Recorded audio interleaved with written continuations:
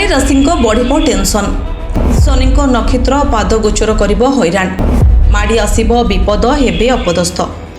शनि नक्षत्र पाद गोचर 2 जुलाई 2026 सकाळ 8टार यह गोचर रेवती नक्षत्र द्वितीय पादरे यह गोचर 4टी राशि अशुभ साब्यस्त हो पारे।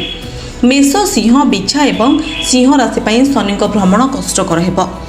यह राशि व्यक्ति माने आर्थिक समस्यार सम्मुखीन हो पारती। चाप जो काम भूल हो पारे।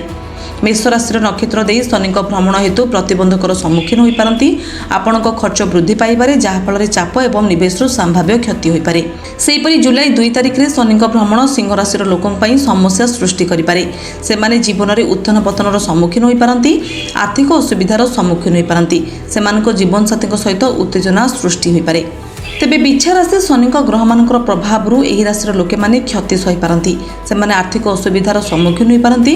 वृद्धि पाउथबा खर्च आपण को कष्ट दे पारे। गाड़ी चलाइबा समय सतर्क रुहंतु। आपणकर आघात हेबार आशंका थाई पारे।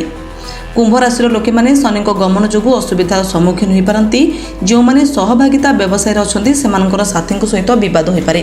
वृद्धि पाउथबा खर्च असुविधार कारण हो पारे।